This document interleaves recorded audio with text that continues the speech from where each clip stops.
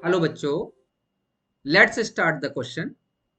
लिखा delta G naught versus temperature plot in the Ellingham's diagram slopes downward for the reaction. एक Ellingham diagram बनता था जिस Ellingham diagram में relation है डेल्टा जी नॉट और टेम्परेचर के बीच में। वो ये कह रहा है कि भाई जितने भी मेटल ऑक्साइड्स के लिए डायग्राम बनते हैं उसमें कुछ इस तरीके से डायग्राम आते हैं। आपने देखा होगा हमेशा इस तरीके से। लेकिन कह रहा है कि एक ऐसा है जिसके लिए एलिंगम डायग्राम डाउनवर्ड डायरेक्शन में आता है। ये वाला किसके लिए आएगा?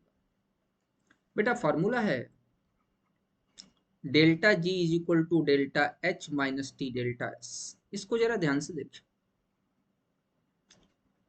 जितने भी मेटल ऑक्साइड्स बनते हैं सभी मेटल ऑक्साइड अपवर्ड डायरेक्शन की तरफ भागते हुए दिखाई देते हैं। लेकिन जरा इस इक्वेशन को ध्यान से देखेंगे। Carbon solid plus O2 gives CO। Half O2 है तो मैं यहां ले लेता हूं 2C plus O2 gives 2CO। और ये बेटा गैस और ये भी बेटा गैस। अब अगर मैं देखूं तो इसके लिए डेल्टा S का वैल्यू पॉजिटिव आ रहा है। प्रोडक्ट 2 मोल है, रिएक्टेंट 1 मोल गैस है। 2 - 1 इज इक्वल टू 1। तो इंट्रोपी चेंज इसके लिए पॉजिटिव आ रहा है। अगर बेटा इंट्रोपी चेंज पॉजिटिव हो गया, इस बात को ध्यान से देखिएगा, इंट्रोपी चेंज पॉजिटिव हो गया तो टी डेल्टा एस का वैल्यू बड़ा हो जाएगा in comparison to delta H. और अगर टी डेल्टा एस बड़ा हो गया तो डेल्टा जी मोर निगेटिव हो जाएगा।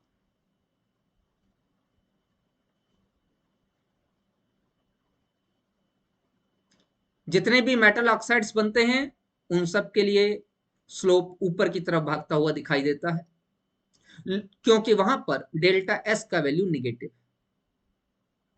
लेकिन कार्बन के केस में जब हम कार्बन से CO बना रहे हैं तो उस केस में मैंने आपको करके दिखाया, इस केस में डेल्टा एस का वैल्यू पॉजिटिव है। और delta G minus T delta S में अगर डेल्टा एस का वैल्यू पॉजिटिव हो गया तो बच्चों माइनस टी डेल्टा एस है, डेल्टा जी का वैल्यू मोर निगेटिव की तरफ भागेगा।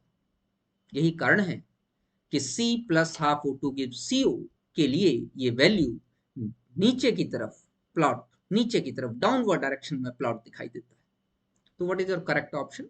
Your correct option is option number C। Best of luck.